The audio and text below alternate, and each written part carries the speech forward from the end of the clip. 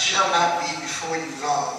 Found in the book of Matthew, chapter 14 of Matthew's Gospel, beginning at verse 22 and going down to verses 32. Matthew, chapter 14, beginning at verse 22 and going down to verse 32. Familiar passage of scripture, you've all heard it, and you all know it, but I believe that every now and then, Pastor Hudson, God will bring some new water to the old well. Matthew chapter 14, verses 22 through 32. I'll be reading from the New International Version translation. Those of you who are able to stand, I ask that you might stand in reverence to God's holy word from the NIV, the New International Version. God's word reads as follows. Immediately, Jesus made the disciples get into the boat and go on ahead of him to the other side, while he dismissed the crowd. After he had dismissed them, he went up on a mountainside by himself to pray. When evening came, he was there alone, but the boat was already a considerable distance from land, buffeted by the waves because the wind was against it. During the fourth watch of the night, Jesus went out to them walking on the lake. When the disciples saw him walking on the lake, they were terrified. "It's a ghost," they said, and cried out in fear. But Jesus immediately said to them, "Take courage, it is I, don't be afraid." "Lord, if it's you," Peter replied, "tell me to come to you on the water." "Come," he said. Then Peter got down out of the boat and walked on the water and came toward Jesus. But when he saw the wind, he was afraid and beginning to sink, cried out, "Lord, save me." Immediately Jesus reached out his hand and caught him. "You of little faith," he said, "why did you doubt?" And when they climbed into the boat, the wind died down. Verses 24 and 25, really 25 and 26, During the fourth watch of the night, Jesus went out to them walking on the lake. When the disciples saw him walking on the lake, they were terrified. "It's a ghost," they said, and cried out in fear. You may be seated in the presence of God.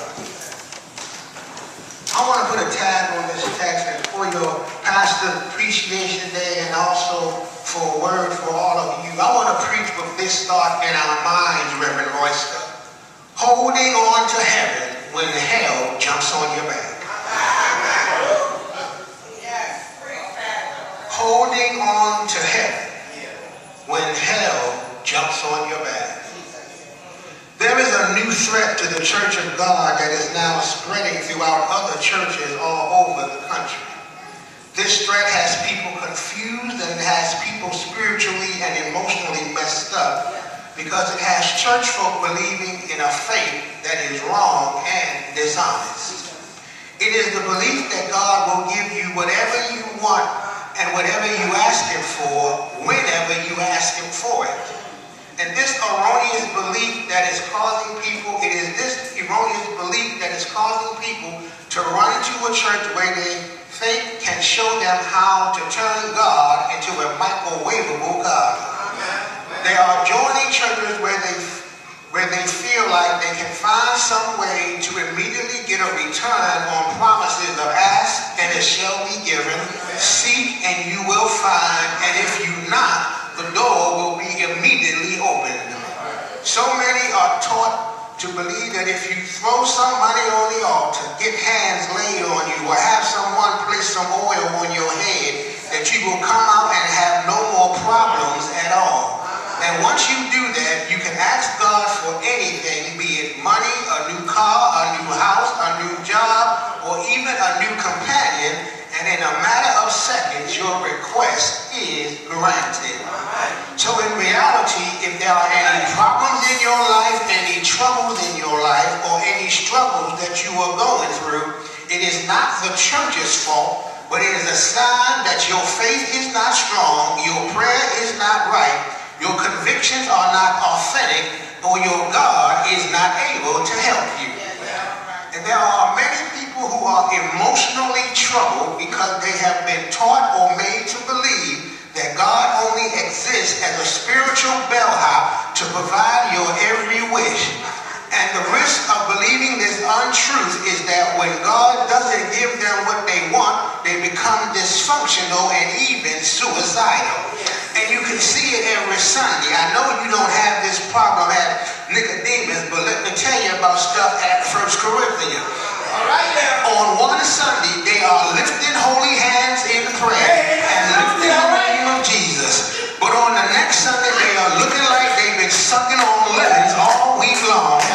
And on a given Sunday, they will act like this. And the reason for this behavior is because they have allowed their beliefs toward God to be determined by what God gives them and what God does for them.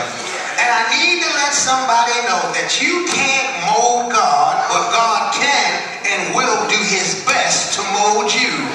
God wants to develop you into what he has designed you to be.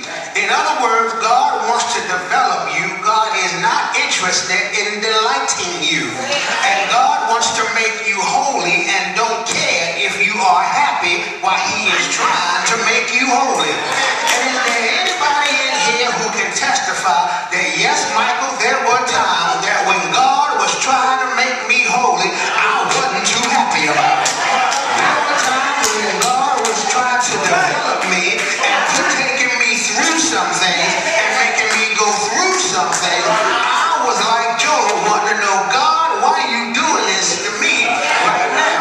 Let me give you this, Nicodemus. A couple weeks ago in Bible study, Brother John Murray, Deacon John Murray and Deacon Kevin Cunningham and I were having Bible study, Pastor, and I asked him a question. Why is it, Dr. Utsey, that we can complain to God when he tests us, but we don't never complain to God when he blesses us?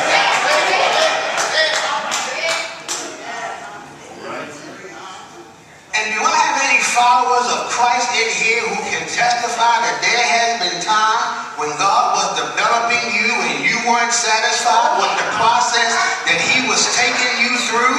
I know that some of you already are not going to say amen because you believe that God is supposed to open up the windows of heaven and pour you out a blessing that you won't have room enough to receive.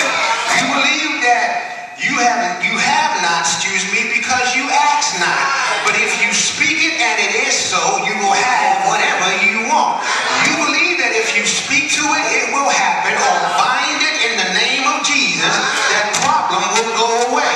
But I stopped by to tell you that even though all of that is true, every now and then, for God to develop you, he has to let you go through some pain so that you can learn some things so that you can be the mature believer that he wants you to be.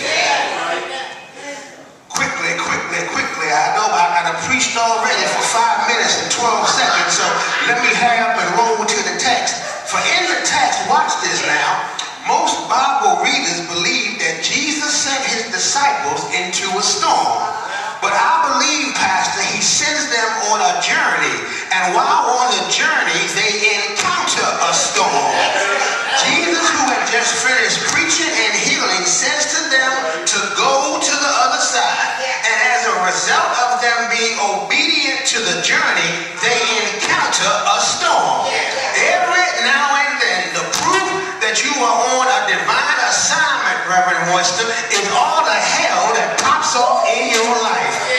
Some of you can understand me because when you started your walk with the Lord, you noticed that some folk walked away from you. Some folk turned their backs on you. Some folk talked about you and stopped talking to you. They told lies on you and even kicked you to the curb. You didn't do anything to them. And as far as you were concerned, you thought that everything was cool in the game. But when you changed, they also changed. Your change was for the better and their change was for the worse. But the good news is that I believe every now and then, God will bring about a season of change to you and a season of change around you, because God doesn't want you to make the mistake of, watch this now, giving long-term space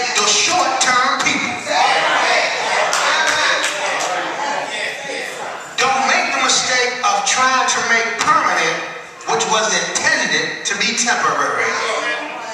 The reason that some of us have trouble is because you got folk hanging out in permanent places that were only intended to be temporary. So maybe you need to tell some folk today, before you judge me as to why I am in this storm, maybe you better wish that you were me, because the storm I am in is the evidence that God knows that I can handle some stuff that you can't. I can deal with some things that would take you out of here. Notice that the disciples didn't experience a storm until they left the shore. Let me say that again. Some of y'all missed it. You need to catch that. The disciples didn't experience a storm until they left the shore. And God knows that some folk can't handle a storm in their lives because God knows that they are not faithful enough, strong enough, or mature enough, so he leaves them on the shore. And that's why you need to let some folk around you know that maybe the reason God keeps you where you are is because he knows that you ain't mature enough to handle the storm without messing up your own life. So you stay on the shore, but I'm going into the storm because the storm is confirmation of my journey with God. And God knows that I can handle the storm. And do I have anybody in Nicodemus today who ought to be thanking God for the storms that you are in, because the storm is a sign that you are on the right road? And if I'm on the right road and I encounter a storm, then that must mean that the storm is required for me to get where the journey is taking me. And I know that there is something in the middle of the storm that the Lord is trying to teach me, so when I get to where I'm going, I can stay there when he puts me there. How do you know that, Michael? Glad you asked. Because if I read the Bible and I understand my Bible, this ain't the first storm that the disciples were in. I would worry if this was the first time that they had to deal with something like this, but it ain't. And if God brought them through the last time, then surely he will bring them through this time. You need to let somebody know, I don't care what you're going through. All you got to remember is that if he did it before, he'll surely do it again. And do I have anybody here who can testify that the Lord let you go through something long enough where you got to the point where you said, I ain't worried about anything, because since I met Jesus, I know who he is to me, and I know what he's done for me, and I ain't got to ask nobody else who he is, because I know for myself. I don't need to ask Pastor Utsy. I don't need to ask leading lady Dr. Utsy to tell me, because he's done enough for me in the middle of some storms that I know for myself that he is my rock in a weary land. He is my shelter in the time of storm. He is my all in all. When I sing the song, Jesus is all the world to me. So let me quickly roll through this thing. I got 3 points to make, and I'm going to take my seat. Number one, this going to get somebody. This going to get you good. This text lets me know that sometimes the Lord will let you go through before he brings you out. In other words, he will give you endurance before he gives you deliverance. God will use a storm that is hurting you to help you recall your perspective and his promise to you. The text suggests to me that the boys are in a bind. In other words, they can't go back and they can't go forward. But then the text shouts me, because the text says even though they can't go back and they can't go forward, Jesus came to them. You didn't shout. Okay, I admit I was slow at one time too. Right now. They can't go back where they came from, and they can't go forward where they were going. So grandmama would say they were caught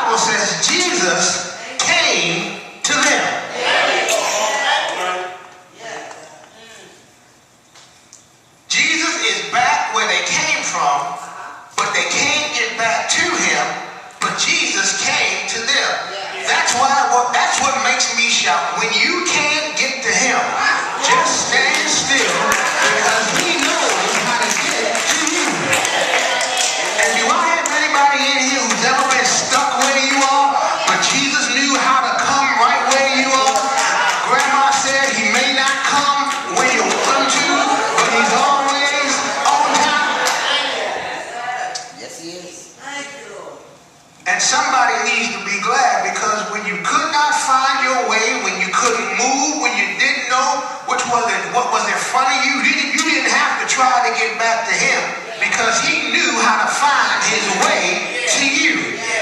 Jesus is not on the way when you see him. He's on the way when you don't know it. And since I know he's on the way, I ain't going to wait to see him to shout. I'm shouting because I know he's on the way. Sometimes he'll let me go through it before he brings me out. Number two, this text is trying to teach us, and I meant this. When you are holding on to heaven, when hell jumps on your back, understand that never let fear trump faith. That's right. That's right. In other words, never let the fear that you have in you overrule the faith that God gave you. That's right. Bring it on. That's right. Paul says all things work together for good to them that love the Lord and are called according to his purpose. Deacon Dave shout. Let me try it again. Paul said all things. Okay. My mother's a retired school teacher, so I did an I consulted Webster's dictionary, looking up the word all, and I discovered that all means all.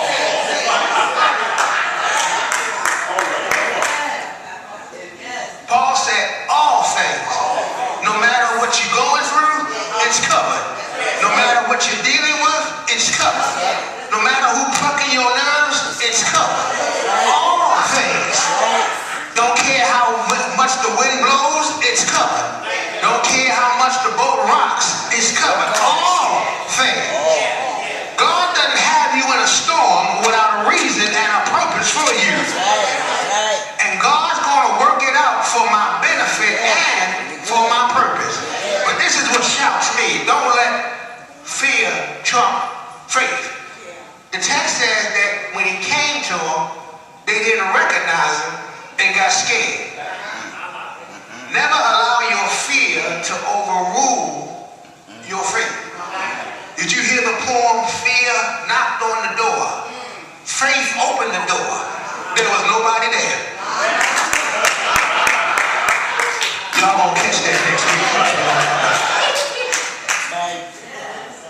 Your faith is never based on what you can see, but your faith should be based on what God says. For you don't walk by fear, you walk by faith. That's right. The text says that after they see Jesus, Peter tests Jesus by saying, Lord, if it's you, let me come to you and walk on the water. In other words, Peter may not be sure, but he obeys what he is told and not on what he sees. And that is faith.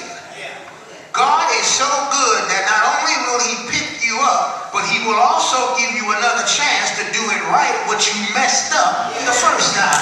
How do I know? Because the book says that after Peter walked out on water, the wind started blowing and the sea started rumbling, and he took his eyes off Jesus. Anytime you take your eyes off the Lord, there's only one way you can go. You are going down.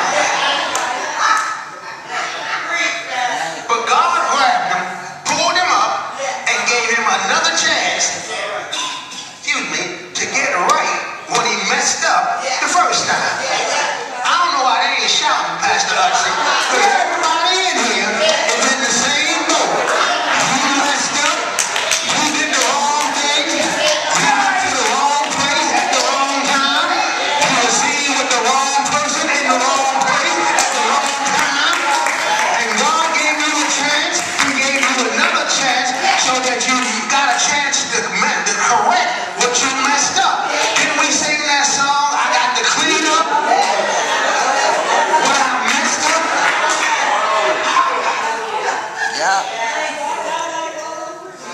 sorry, I'm the only one who says that, so forgive me.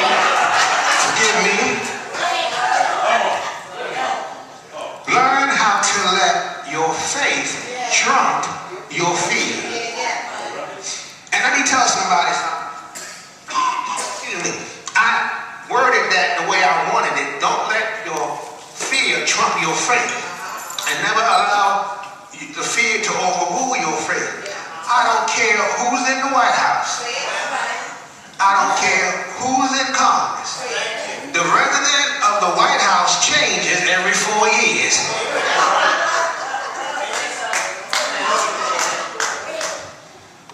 But the resident in heaven has been the same yesterday, today, and tomorrow. All right, I can't be long enough. Let me let you go. Let me let you go. The last thing I want you to know is when you try to hold on to heaven, when hell jumps on your back, this text tells us that when God shows up in your storm, he's going to do something for you and all of those around you. I mean the text. Don't miss the two important things that Matthew says. First he says he showed up. When Jesus shows up, things gonna change. And after he showed up, he did something. Oh, y'all looking at me strange. Okay, let me roll. Remember, to some of us in here got some folk in our lives who all they do is just show up. They don't offer no assistance. They don't come help. They don't ever come with any good ideas or good intentions. They just show up. Oh, okay, y'all. They're crazy on me. You ever have a dinner at your house and you invite folk over and some folk will come, don't bring nothing, but want to leave with something? Oh, I'm sorry. That must be the Sister Turner and I's place. They just show up. How'd you do it? Oh, I ain't had time to stop and get something. But when it's time to go, can I take a little something for later on? They want the carry-out place back.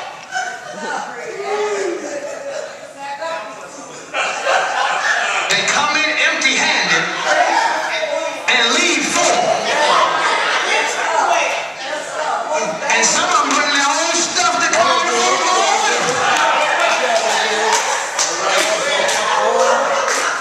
Oh, I'm sorry, that's my house. They get it's my house, okay? That's my house. I understand. I understand. But the text says that after he showed up, he did something. And how do you know he did something? I know he did something because he showed up. Check the record while I call the roll. The Bible tells me that there was a widow who was burying her only son. They were on their way to the cemetery. All of a sudden, Jesus showed up. And after he showed up, what turned into a funeral turned into a festival. Lazarus was dead. In the ground 3 days. But the Bible says Jesus showed up. And after he showed up, he that was dead came walking out the grave. Blind Bartimaeus was praying by the roadside, but he heard that Jesus was coming down, and he called him. Jesus showed up and restored his sight. I know he did something because he showed up. There are people that God assigns to watch over your struggle so they can learn something about him through what God does for you in the middle of what you're going through. How do I know? Because the text says, although Peter came to Jesus, there were still 11 other folk in the boat.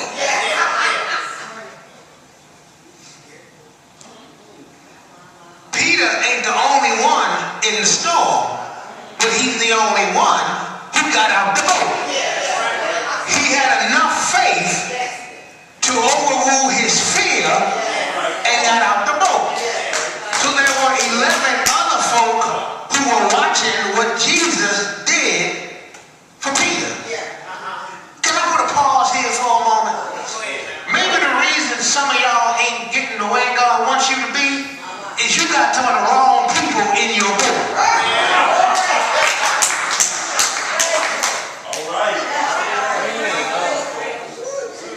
Maybe when you leave here today, you need to go home and call some folk and text some folk and Facebook some other folk. Say, look, I got something to tell you.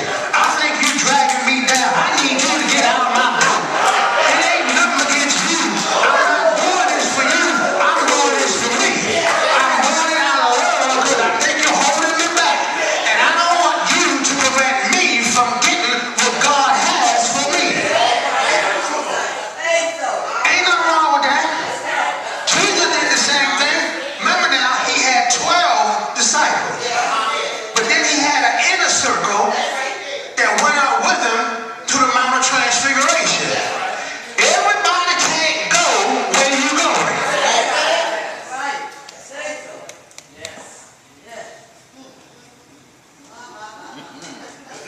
When you are in a storm, be careful who you allow in your boat.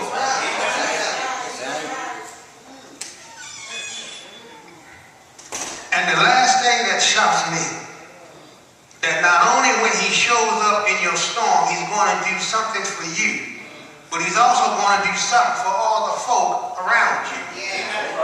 The text says that when Peter and Jesus get back to the boat, the boys started shouting. I believe that they were shouting because they saw what Jesus can do for Peter, he can also do for them. Jesus can do what you need him to do whenever you need him to do it. He came to them in the night, and don't y'all believe no rumors, God does work the night shift. My pastor said that long time ago. God works the night shift.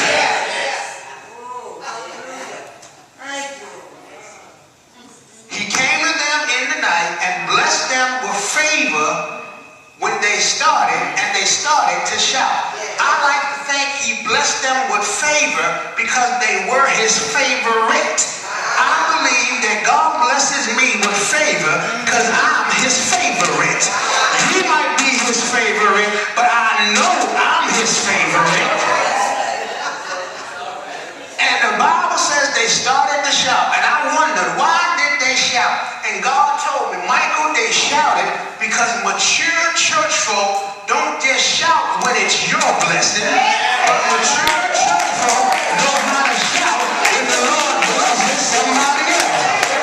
And you need to tell somebody, when you see me praising God in Nicodemus, it ain't just for my praise, it's also for your praise. When you see me running around the church, I'm not just running for what God did for me, I'm running for what God did for you.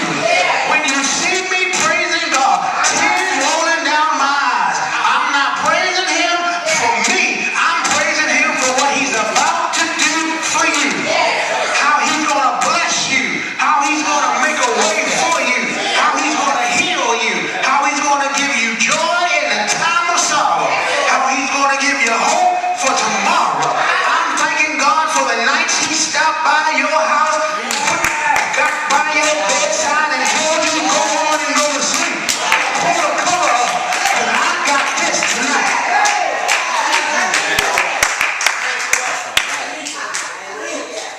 The Bible says that when he came to him in the night, he did something.